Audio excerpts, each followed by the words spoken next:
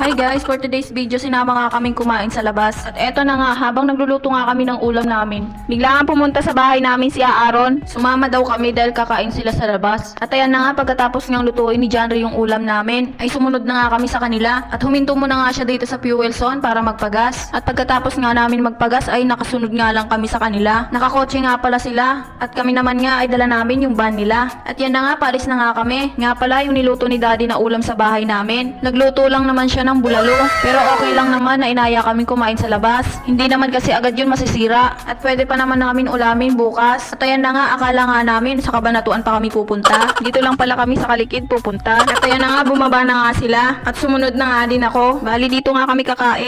Dito nga sa Chowken Grill Resto Bar. Dito lang naman sa Puro 4, Kalikid Sur. At ayan na nga, bali sa kubo nga kami kakain. Meron nga pala ako ipapakilala sa inyo. Ito nga pala yung magandang dilag sa amin. At ayan nga, pagdating nga namin ay umorder na nga sila ng mga kakainin namin. At eto nga yung itsura ng pwesto nila. Pagdating nga namin dito ay may naabutan kaming kumakain at mga nagbibideo okay. At eto naman nga si Baby Heart at si Ethan. At yan nga, nagpapakyut pa nga itong si Ethan. At eto na nga, dumating na nga yung pagkain na in-order nila. Bali, umorder nga sila ng inihaw na manok. Ganon nga din yung kay Ethan. Inihaw na manok din yung in-order sa kanya. At meron nga sila ditong anli sabaw. Sabaw nga pala ng pares. Buong pamilya nga sila kumain sa labas. Siguro tinamad na naman magluto si Mare. Kaya nag-aya na lang kumain sa labas. At ayan na nga, hindi pa nga sila kumakain. Dahil meron pa nga hinihintay na order. Para sabay-sabay nga kami kakain. At ayan na nga, maya-maya nga, dumating na nga yung in-order naming sisig. Umorder nga sila nitong sisig. Sisig nga yung in-order nila sa akin. At ayan na nga, hindi ko pa nga natitikman. Mukhang masarap nga. At eto na nga guys, kainan na.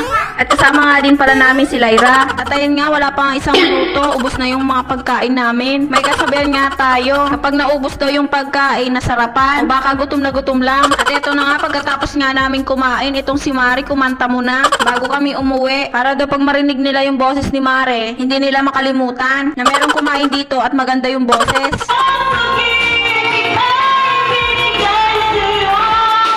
O diba, mukha nga may pinagdadaanan si Mare.